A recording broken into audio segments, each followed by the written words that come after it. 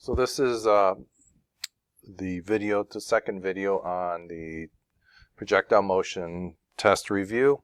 This is the free response problem that you were given. So let's go through this quickly. It's pretty straightforward and it's pretty indicative of what you might see on the test.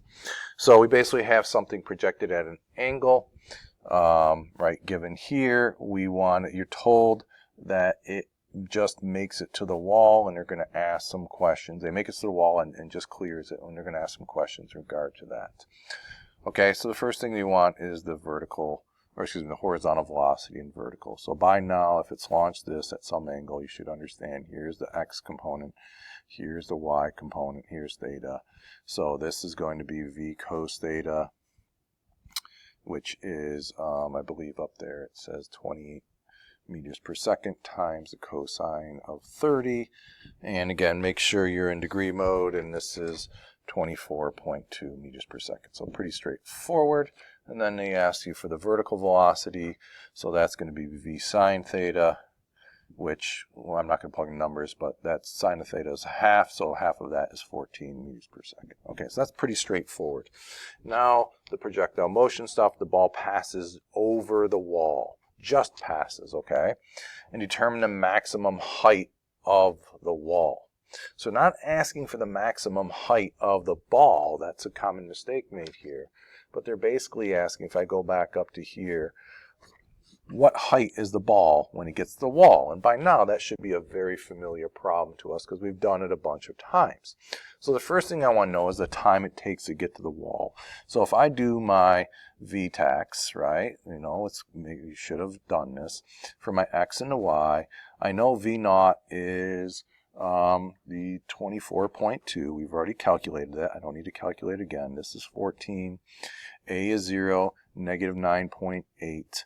And they give us the x value, and this is the key thing, 16. We're looking for that, okay? So what I can get from the x column is the time to get to the wall. I will call it tx, the time to go forward. And since the acceleration is 0, that's just the distance that it goes forward divided by the speed it goes forward, so vx. So that's 16 divided by 24.2. And that gives us 0.66 seconds. All right, so it takes 0.66 seconds to get to the wall. Now we just ask for the height, which is this right here. And I would say the height, the height here, y, is equal to the initial height. Let's not forget that. I'm not going to solve for delta y. This is 0 anyway. Times vy, or plus v naught yt minus 1/2. gt squared. So v naught y we said is 14 times 0.66 minus 1/2, 9.8. You could probably use 10 here, times 0.66 quantity squared. Don't forget to square that, and we should get about 7.1 meters. Okay, so some of you might want to use that special equation we derived in class with the tan theta, x, and minus all this stuff here. I wouldn't use that because you're not going to have that at your disposal. You should be able to do the two parts that we have here.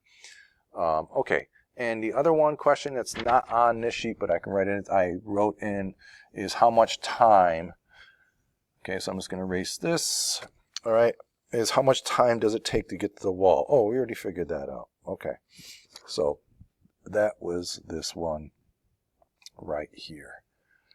You might be asking me, why am I doing that now? Because I think I was anticipating many kids just going to this equation here and bypassing the time to the wall. So I'm just doing that to remind you that's the smartest way to approach that. Okay, that's it.